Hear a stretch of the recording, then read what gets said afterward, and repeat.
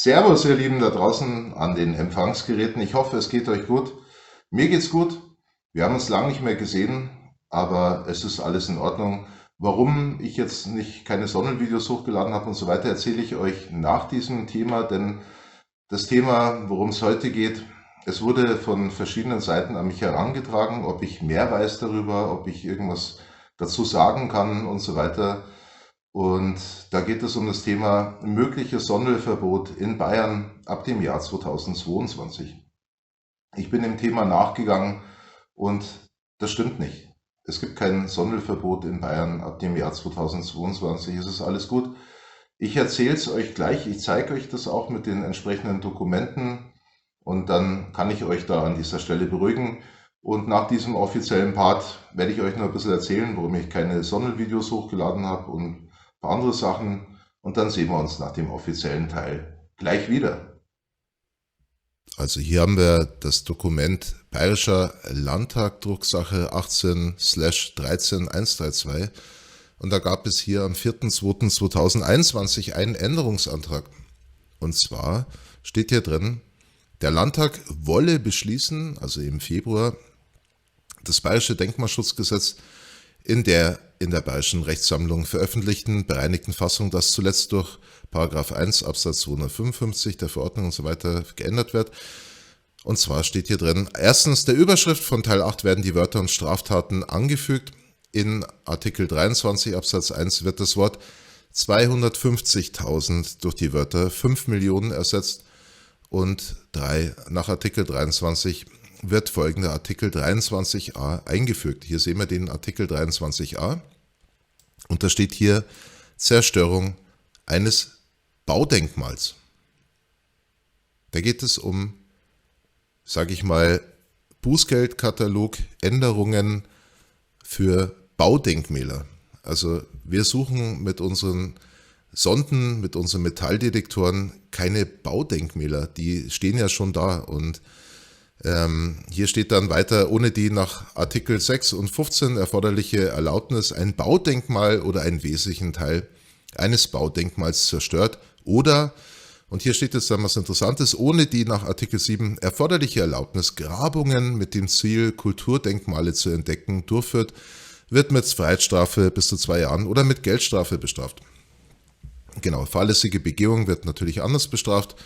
Reste eines Baudenkmals, das durch eine Tat zerstört worden ist, können eingezogen werden. Da geht es, wie gesagt, um Baudenkmäler und nicht Bodendenkmäler. Es steht dann, wenn man hier weiter scrollt, noch eine Begründung drin, dass hier die CSU und die Freien Wähler, die haben eine Erhöhung des Bußgeldrahmens beantragt, damit hier ein neuer Artikel eingeführt wird, der die Zerstörung von Baudenkmälern unter Strafe stellt. Freiheitsstrafe von bis zu 2 Jahren. Dann Verschärfung ist notwendig, um zusätzlich zu den schon vorhandenen Geldbußen die Abschreckungswirkung zu erhöhen und so die mutwillige Denkmalzerstörung zu verhindern. Im Falle einer fahrlässigen Begehung soll der Strafrahmen niedriger sein. Für den Schutz der Baudenkmale ist allerdings auch die Bestrafung von Fahrlässigkeitstaten erforderlich. Genau. Das ist der ganze Text.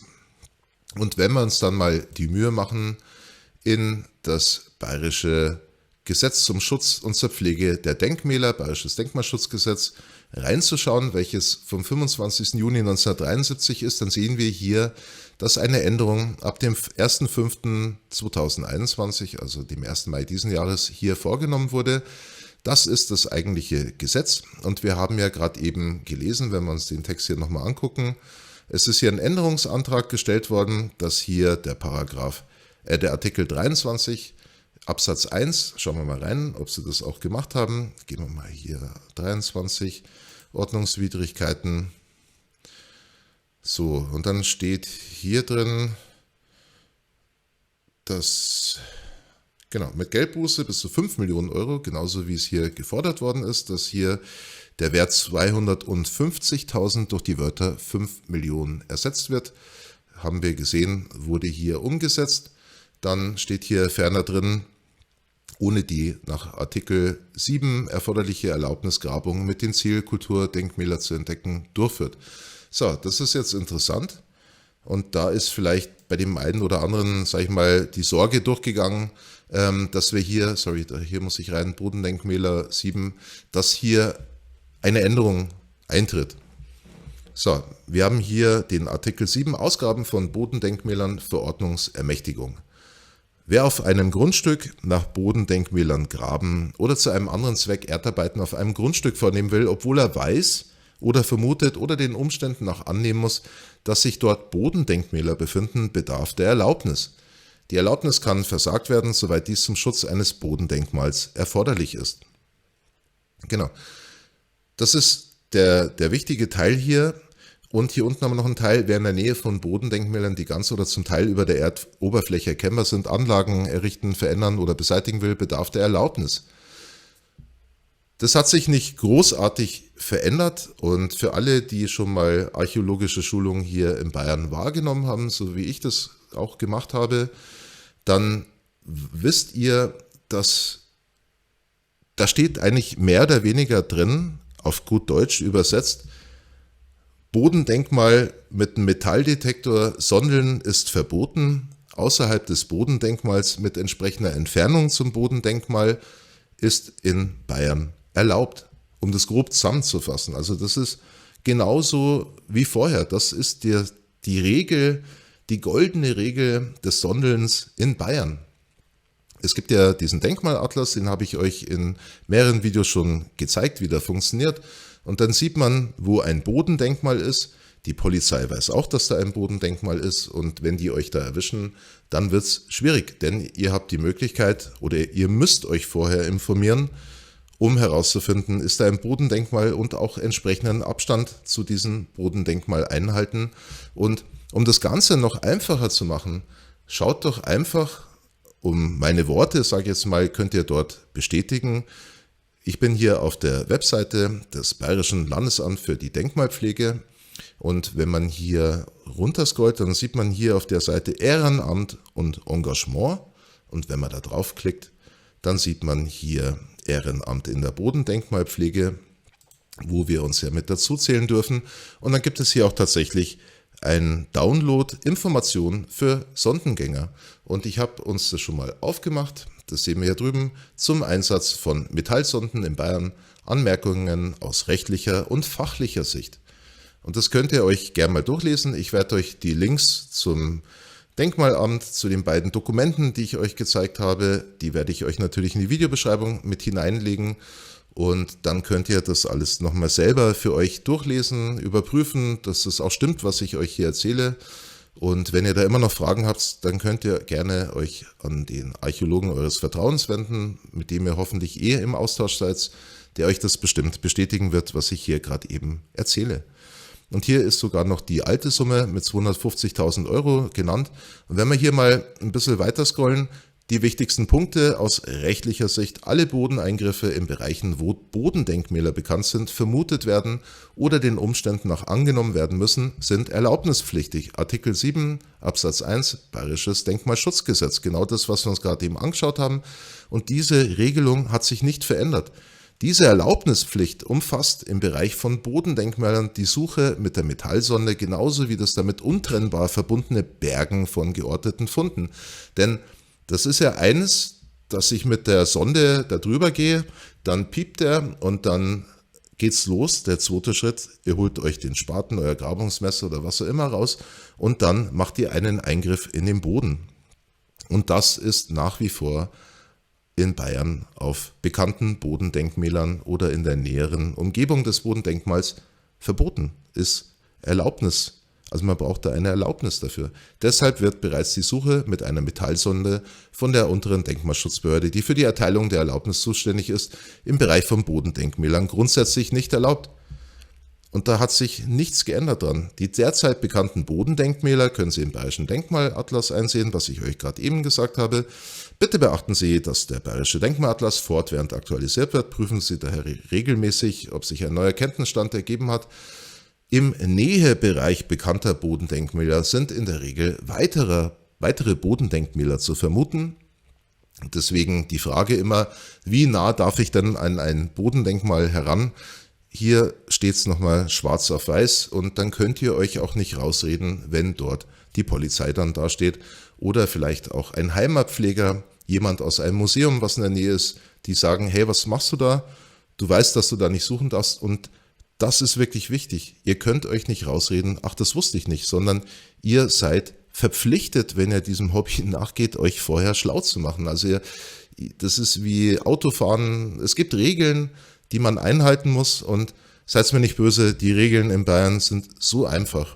Und das ist wirklich ein Kinderteller. Also damit muss man doch zurechtkommen, und es ist doch wirklich nicht schwer irgendwie umzusetzen und so weiter. Ebenfalls als Bodendenkmal kartierte Flächen sind daher großräumig mehrere hundert Meter von jeglicher Suche mit einer Metallsonde auszusparen. Hier steht es nochmal drin, und so ist das Ganze. Außerhalb, und dann kommen wir jetzt ins Spiel, wo wir dann suchen dürfen, außerhalb von derzeit bekannten Bodendenkmälern und außerhalb des Nähebereichs ist die Suche mit einer Metallsonde nach den Vorgaben des Denkmalschutzgesetzes nicht erlaubnispflichtig. Aber, und das ist ganz wichtig, alle neu aufgefundenen Bodendenkmäler unterliegen der Meldepflicht, unabhängig davon, ob es sich um bewegliche Funde, also sprich eine Ackerfläche, das sind bewegliche Funde, weil der Landwirt mit seinen Geräten, mit denen er den Acker bearbeitet, diese Fläche ständig bewegt und die Funde hin und her bewegt, oder auch unbewegliche Objekte, Befunde, wie zum Beispiel im Wald, da ändert sich der Boden nicht großartig, weil dort kein Landwirt mit dem Flug durchfahrt, sondern der Boden ist so, wie er ist. Er wird mit der Zeit ein bisschen dicker, und das sind Befunde, weil der Befund sich nicht verändert hat. Wenn er zum Beispiel eine keltische Beerdigung war, dann wird er ungefähr immer noch in der gleichen Tiefe liegen, wie wo er beerdigt wurde. Die Prüfung, ob es sich bei einem Fundobjekt um ein Bodendenkmal nach Artikel 1 Absatz 1 in Verbindung mit Absatz 4 Bayerisches Denkmalschutzgesetz handelt, erfolgt durch das Bayerische Landesamt für die Denkmalpflege. Und ich habe es ja oft genug in meinen Videos erzählt. Ich habe euch auch gezeigt, meine Funde, wie ich sie melde. Ihr habt die Funde auch gesehen. Ihr habt gesehen, wie ich im Denkmalamt war, wie ich meine Funde zurückbekommen habe. Und so funktioniert das in Bayern. Und das Tolle ist, wenn ihr das Glück habt, so wie ich, einen tollen Archäologen in eurer Stadt zu haben, dann ist es auch wirklich toll. Man fährt als Anfänger, hat es mir sehr geholfen, dorthin, und dann schaut sich der Archäologe die Funde an, vor allem die UFOs, und erzählt euch dann auch, was wichtig ist. Also, dass die Funde jetzt vielleicht nicht so interessant sind, weil das halt Münzen aus der Neuzeit sind. Und er gibt euch dann auch Hinweise, wie zum Beispiel Scherben, wenn ihr welche seht, die mitnehmen und so weiter, weil es einfach hilft bei der Datierung, wie alt denn diese Fläche ist, und dass man so ein Gespür dafür bekommt, was ist denn da vielleicht im Boden sonst noch so drin. Und wie gesagt, wenn man in dem Bereich, der für uns ist, also außerhalb des Bodendenkmals und Entfernung zum Nähebereich zum Bodendenkmal, da dürfen wir suchen. Ist nicht erlaubnispflichtig. Ihr müsst halt die Erlaubnis noch vom Landwirt, vom Grundstückeigentümer einholen. Und habe ja oft genug gesagt, ihr wollt ja auch nicht, dass bei euch im Garten auf einmal irgendwelche Leute rumlaufen, die euch gar nicht gefragt haben, ob sie da rumlaufen dürfen. Das sind alles so ganz einfache, nachvollziehbare Regeln, die hier in Bayern gelten. Und da möchte ich nochmal wirklich an alle appellieren, haltet euch an diese Regeln. Wie gesagt, ich bin nicht der Papst oder irgendein Politiker oder ich werde dafür bezahlt. Das ist einfach meine ehrliche Meinung. Es ist ein geiles Hobby, was uns alle verbindet. Es sind einfache Spielregeln, und jeder, der gegen diese Spielregeln verstößt, der schadet unserem gemeinsamen Hobby hier in Bayern. Und dann passiert es vielleicht tatsächlich irgendwann in der Zukunft, dass man sich in Bayern überlegt, ein Schatzregal einzuführen und die Suche mit dem Metalldetektor so zu handhaben, wie es in Nordrhein-Westfalen ist, in Hessen, was weiß ich wo, in den anderen Bundesländern hier in Deutschland. Und glaubt mir, das wollt ihr nicht. Also lasst uns doch da zusammenhalten, macht eure Löcher zu, sucht nicht auf Bodendenkmälern. Und wenn ihr was Tolles findet, meldet es. Das heißt lange nicht, dass der Fund dann weg ist. Das wird halt dann, wenn es interessant ist, analysiert, wo ich meine keltische Münze gefunden habe. Die habe ich eingeschickt, die wurde dann fotografiert. Ich habe sie innerhalb von 1 oder 2 Wochen wieder zurückgehabt und sie liegt immer noch hier bei mir. Also es ist wirklich einfach und trefft euch, wenn möglich. Ihr könnt es auf der Webseite vom Bayerischen Denkmalamt nachschauen, wer für euch zuständig ist. Gerade wenn ihr mit dem Hobby anfangt, ist es super, geht in euer Stadtmuseum, schaut, dass ihr dort mit jemandem in Kontakt kommt, der sich dem Thema annimmt, so wie ich das auch hier in Ingolstadt hinbekommen habe. Und dann ist es eine schöne Sache. Und wie gesagt, es ist alles nachlesbar. Alle Fragen werden hier auf einfache Art und Weise auch beantwortet. Und somit ist diese, sag ich mal, Theorie, dass das Sondeln in Bayern 2022 verboten sein wird oder ab dem Zeitpunkt völliger Schwachsinn. Aber wir müssen alle zusammenhalten, uns an die Regeln halten. Und was auch ganz wichtig ist, ich finde es auch nicht super, wenn jetzt Militariersucher die Munition, Waffen, die sie finden, bei YouTube in den Videos zeigen. Es dient nicht, dass wir unser Hobby in Ruhe ausführen können. Das ist wirklich gefährlich, solche Sachen zu finden. Ich würde sie wirklich nicht zeigen. Ich suche keinen Militarier. Mich interessieren da eher mittelalterliche Sachen, römische Sachen, keltische Sachen. Finde ich interessant, aber jeder hat so sein Ding, was ihm gut gefällt. Bitte zeigt es nicht. Wie gesagt, ich kann euch nur dazu auffordern, denn wir wollen doch alle mit diesem Hobby gemütlich weitermachen. So, ich habe jetzt genug hier schwadroniert. Leiten wir zum Ende meines Videos über und dann sehen wir uns gleich wieder.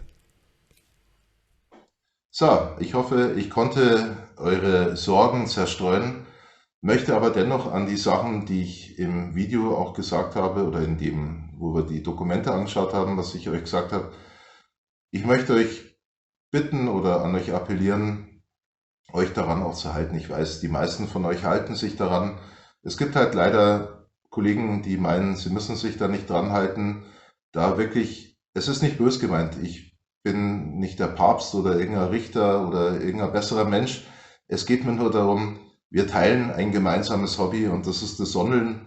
Und wo könnte es schöner sein als in Bayern, wo es wirklich wenig Spielregeln gibt, an die man sich halten muss? Und warum muss man sich ins eigene Bein oder auch in unser Bein, die versuchen, das Thema legal zu betreiben, schießen, wenn man es doch auch ganz bequem legal betreiben kann? Genau. Ja, das Jahr 2022, wir haben ja immer noch Corona und im Frühjahr, ich habe mich echt gefreut, Sondeln endlich und dann hat es nur geregnet. Es hat geregnet, ich glaube, ich muss euch da nichts erzählen, also alle, die hier in Bayern wohnen, ich denke, im Rest Deutschlands sah es auch nicht besser aus. Es hat nur geregnet. Und wenn das Wetter mal schön war, habe ich entweder keine Zeit gehabt. Ich war dann zwischenzeitlich auch mal bei einem meiner Landwirte und dann sind wir zusammen auf die Ackerfläche gegangen, weil er gesagt hat, er möchte mir was zeigen. Und ich habe echt gedacht, ich sehe schlecht. Da stand, der Acker ist so leicht schräg und da stand die eine Hälfte, die stand komplett unter Wasser. Und er hat mir dann auch erzählt, wie mau das Jahr wahrscheinlich für ihn werden wird, aufgrund der Tatsache, dass einfach zu viel Wasser da ist. Ich meine, ich freue mich für die Wälder, dass die ihr Wasserdepot, denke ich mal, gut auffüllen konnten, um da mit dem Borkenkäfer auch besser zurechtzukommen. Aber die Ackerflächen, eine Katastrophe. Und dann habe ich mir echt gedacht, super. Und dann war schon alles angesät, die Sachen waren schon am Wachsen. Ich habe gedacht, okay, im Herbst. Und im Herbst war es dann auch nicht wirklich besser und ich habe dann einfach überlegt, gut, dann mache ich jetzt dieses Jahr einfach eine Pause. Aber es kann auch sein, dass ich vielleicht, weil es irgendwie gerade passt, dieses Jahr noch unterwegs bin. Ich muss mal einfach mal schauen. Ich möchte jetzt noch nicht zu viel versprechen. Ich habe das Thema auf alle Fälle nicht aufgegeben und ich glaube, es sind genügend Videos noch da zum Anschauen. Und ihr könnt mir gerne mal in die Kommentare reinschreiben, wie eure Erfahrungen dieses Jahr waren. Ich habe ja gesehen, es sind einige Videos auch hochgeladen worden. Aber ich denke mal, die meisten, die so wie ich auf Ackerflächen unterwegs sind, ihr werdet die gleichen Probleme gehabt haben. Und es hat auch keinen Sinn, im Matsch da irgendwie rumzulaufen. Also das habe ich am Anfang gemacht, wo ich angefangen habe zu sondeln. Aber es macht dann auch keinen Spaß. Also das sollte, also feucht darf es gerne sein, haben wir schon oft drüber geredet, weil dann einfach die Wahrscheinlichkeit höher ist, Münzen zu finden, weil die Leitwerte dann irgendwie durch den Boden, durch die feuchte Erde und so weiter besser sind und Münzen sich besser finden lassen. Aber wenn das alles unter Wasser steht und einfach nur noch ein riesen Matsch und Barz und Pfützen sind, na, nicht wirklich. Ich hoffe, wie gesagt, es geht euch da draußen auch gut, dass ihr vielleicht, wenn ihr gesondelt habt, dieses Jahr tolle Sachen gefunden habt. Und ich denke und ich glaube, an das hoffen wir alle, dass einfach das Jahr 2022 ein besseres Jahr werden wird. In aller Hinsicht, also vielerlei Hinsicht, Themen, die uns beschäftigen derzeit.